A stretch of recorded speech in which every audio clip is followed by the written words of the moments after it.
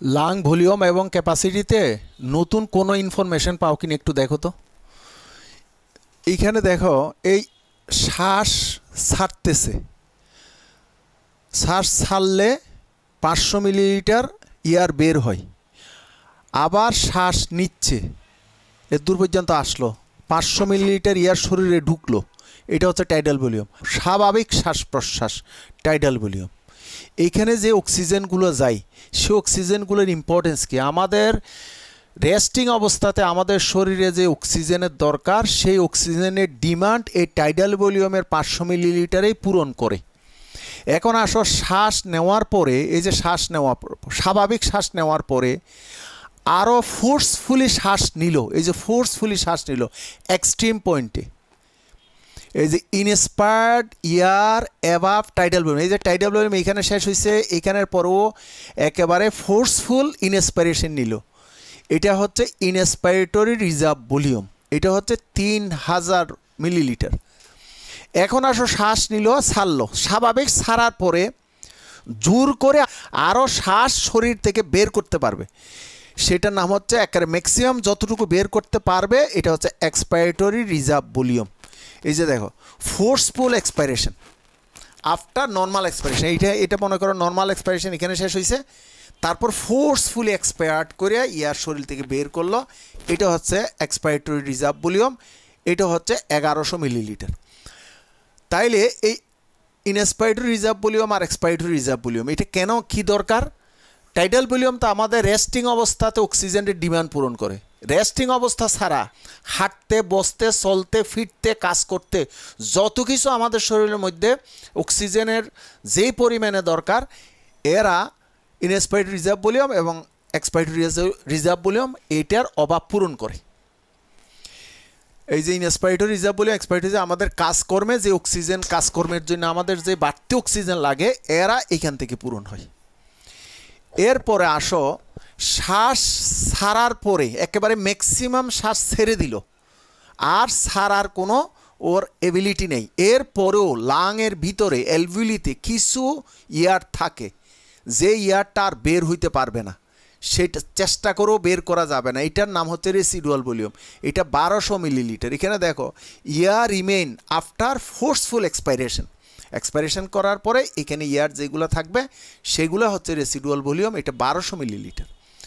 তো রেসিডুয়াল ভলিউমের ইম্পর্টেন্স কি দেখো, এটা ধরো আমি একটা অ্যালভিউলি আঁকছি, এটা অ্যালভিউলি ডাক্ট, এখানে মনে করো ইয়ার যদি না থাকে তো ইলাস্টিক রিকয়েলিং টেন্ডেন্সির জন্য এটা কলাপস হয়ে যাবে। তো এখানে যেহেতু সবসময় রেসিডুয়াল ভলিউম থাকতেছে, তার মানে সবসময় ইয়ার থাকতেছে, সেই জন্য অ্যালভিউলি কলাপস হবে না, ইট প্রিভেন্ট লাং কলাপস। ওই যে রেসিডুয়াল ভলিউম লাং কলাপসটাকে প্রিভেন্ট করতেছে। শ্বাস ছাড়ার পরেও এখানে কিছু ইয়ার থাকে যেটার নাম রেসিডুয়াল ভলিউম, এইটা কিন্তু ওই সময় গ্যাস এক্সচেঞ্জ করে, সেই জন্য কন্টিনিউয়াস গ্যাস এক্সচেঞ্জ। তাহলে রেসিডুয়াল ভলিউম এটা মনে রাখতে হবে। তো আমি দুইটা ডিজিজের কথা এখানে বলতেছি, একটা হচ্ছে অবস্ট্রাকটিভ লাং ডিজিজ, এটা কি এখানে অ্যালভিউলি আর এখানে ডাক্ট। তো শ্বাস ছাড়ার সময় এটা যদি অবস্ট্রাকশন হয়, ডাক্টটা যদি অবস্ট্রাকশন হয়, এখান থেকে এয়ার যাইতে পারবে না, যদি যাইতে না পারে এটাকে বলা হয় অবস্ট্রাকটিভ লাং ডিজিজ। যেমন সিওপিডির মধ্যে chronic bronchitis, emphysema, chronic bronchiolitis, আর ওইদিকে ব্রঙ্কিয়াল এজমা, এগুলোতে কিন্তু এই এয়ার ট্র্যাপড হয়, এখানে জমা থাকে, এয়ার যাইতে পারে না, সেই জন্য অবস্ট্রাকটিভ লাং ডিজিজে এই রেসিডুয়াল ভলিউমটা 1200-র বেশি হয়, এটা মনে রাখতে হবে।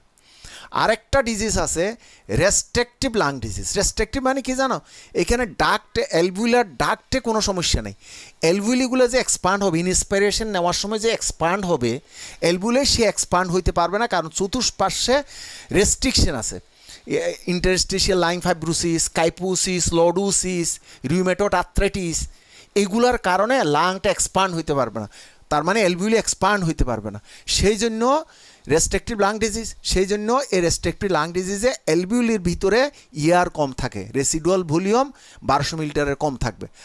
এখন আসো আমাদের এই যে চারটা বললাম না, প্রথমে ইনস্পাইরেটরি রিজার্ভ ভলিউম, তারপরে টাইডাল ভলিউম, তারপরে এক্সপাইরেটরি রিজার্ভ ভলিউম, তার রেসিডুয়াল ভলিউম, এই চারটা ভলিউম হইল। তো এটা চারটা ভলিউম শেষ। এখন আসো ক্যাপাসিটি, এই চারটা ভলিউমকে একসঙ্গে ক্যাপাসিটি, টোটাল লাং ক্যাপাসিটি হল সবগুলো যোগ করলে 5.8 হচ্ছে total lung capacity. Total lung এইখান থেকে শুরু করে একেবারে দূর পর্যন্ত। এখন আসো, যতটুকু আমি নিতে পারি অতটুকু নেওয়ার পরে যদ্দূর পর্যন্ত আমি শ্বাস ছাড়তে পারবো, তাহলে এর দূর পর্যন্ত আমি শ্বাস ছাড়তে পারবো, এর দূর পর্যন্ত নিতে পারবো, নিয়ে আবার শ্বাস ছাড়লাম, ছাড়ার পরে এর দূর পর্যন্ত আসলো। এইখান থেকে দূর পর্যন্ত এই তিনটে inspiratory reserve volume, tidal volume, expiratory reserve, এর দুধ এইগুলাকে বলা হয় তোমার ভাইটাল ক্যাপাসিটি। তার মানে total lung capacity minus residual volume. এই রেসিডুয়াল ভলিউমটা যদি টোটাল লাং ক্যাপাসিটি থেকে বাদ দেওয়া হয় তাইলে এই তিনটাকে বলা হয় ভাইটাল ক্যাপাসিটি। এখন তাইলে দুইটা ক্যাপাসিটি হলে এখন উপরের দুইটাকে বলা হয়, এই যে উপরের দুইটাকে এক্সপাইরেটরি ক্যাপাসিটি, আর নিচে যে এক্সপাইরেটরি রিজার্ভ ভলিউম আর রেসিডুয়াল ভলিউম এটাকে বলা হয় ফাংশনাল রেসিডুয়াল ক্যাপাসিটি। তার মানে চারটাকে বলা হয় টোটাল লাং ক্যাপাসিটি, প্রথম তিনটাকে বলা হয় ভাইটাল ক্যাপাসিটি, প্রথম দুইটাকে বলা হয় ইনএক্সপাইরেটরি ক্যাপাসিটি, নিচের দুইটাকে বলা হয় ফাংশনাল রেসিডুয়াল ক্যাপাসিটি। তার মানে 1 + 2 + 3 = vital capacity, 1 + 2 = inspiratory capacity, 3 + 4 = functional residual capacity. তাহলে চারটা ক্যাপাসিটি হয়ে গেল, চারটা ভলিউম হয়ে গেল। এখন ভাইটাল ক্যাপাসিটির ইম্পর্টেন্স, এই ভাইটাল ক্যাপাসিটি আমি একটু বলি। Maximum volume of year expired, আমি ম্যাক্সিমাম ইনস্পাইরেশন নিয়ে সব ইয়ারগুলো বের করলাম, মানে এখান থেকে শুরু করে দূর পর্যন্ত আফটার ম্যাক্সিমাম ইনস্পাইরেশন। এটা হচ্ছে ভাইটাল ক্যাপাসিটি। এটার ইম্পর্টেন্স কি? এটার ইম্পর্টেন্স হচ্ছে আমরা লাং ফাংশন দেখতে পারবো, রেসপিরেটরি মাসেলের ফাংশন কেমন দেখতে পারবো, পালমোনারি সার্কুলেশন, পালমোনারি ফাংশনটা কেমন, এটা ভাইটাল ক্যাপাসিটির মাধ্যমে আমরা দেখতে পারবো। যেমন একটা এক্সাম্পল বলি, পুলিশ অথবা আর্মিতে অথবা ফোর্সে আমরা বুকের মাপ নিই। আসলে এটা নাথিং বাট এই তিনটার মেজারমেন্ট। এই তিনটা যত বেশি কেউ নিতে পারবে, এই তিনটা ভাইটাল ক্যাপাসিটি যার যত বেশি, তার মানে তার দম তত বেশি, তার মানে সেই বেশি পরিমাণে এনার্জি শরীরের মধ্যে আছে। সেই জন্য ফোর্সে যে হট এনার্জির দরকার, তো সেই জন্য পরীক্ষা করে দেখে এই দমটা তার কেমন আছে, না মানে ভাইটাল ক্যাপাসিটি পরীক্ষা করে দেখবে। তো যার ভাইটাল ক্যাপাসিটি বেশি তার শক্তি বেশি, তার দমও বেশি। তো এখন ফ্যাক্টর এফেক্টিং ভাইটাল ক্যাপাসিটি এটা প্রায় সময় পরীক্ষাতে আসে।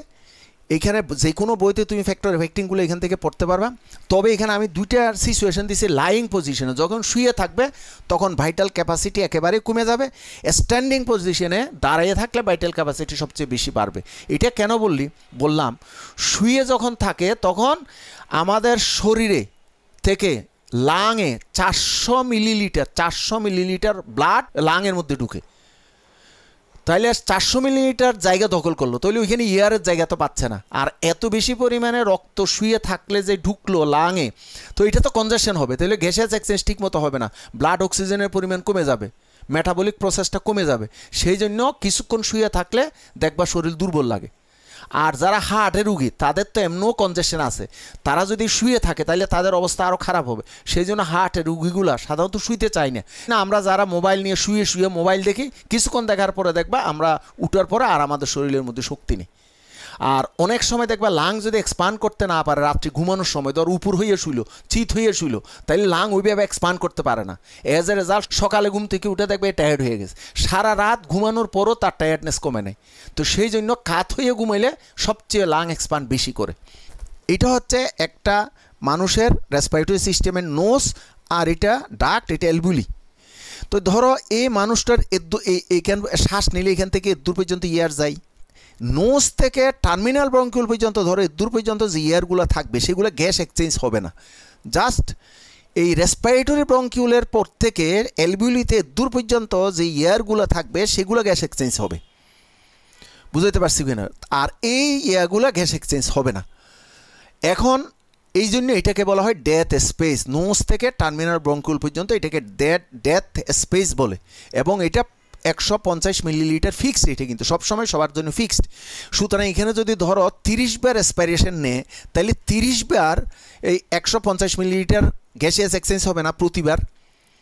ধরো মনে করো একটা মানুষ 200 মিলিলিটার ইয়ার নিল, তাহলে 200 মিলিলিটার ইয়ার নিলে 150 কিন্তু গ্যাসিয়াস এক্সচেঞ্জ হইল না, আর থাকে কত? আর 50টা গ্যাস এক্সচেঞ্জ হলো।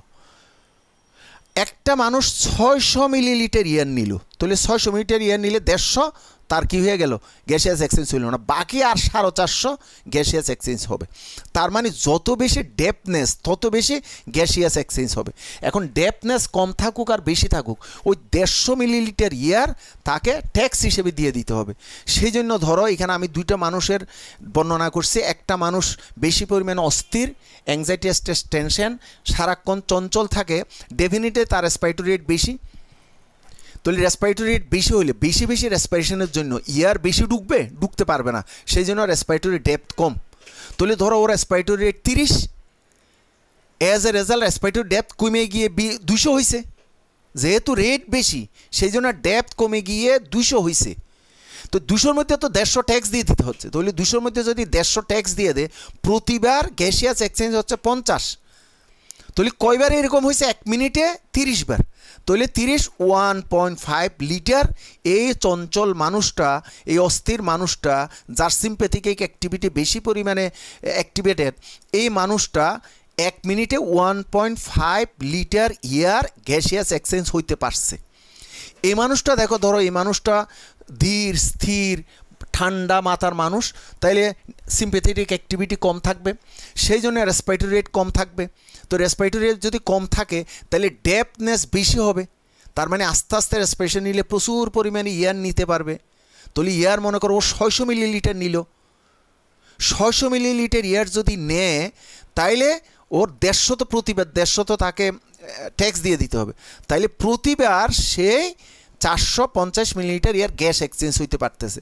আর রেসপিরেটরি রেট যেহেতু কম, 10 বার ধরো, তাহলে 1 মিনিটে 10 বার, তাহলে 1 মিনিটে 4.5 লিটার ইয়ার গ্যাস এক্সচেঞ্জ হচ্ছে। তার মানে এই ঠান্ডা মানুষের, মাথা ঠান্ডা মানুষের গ্যাসিয়াস এক্সচেঞ্জ 4.5 লিটার হচ্ছে, আর অস্থির মানুষটার গ্যাসিয়াস এক্সচেঞ্জ 1.5 লিটার হচ্ছে।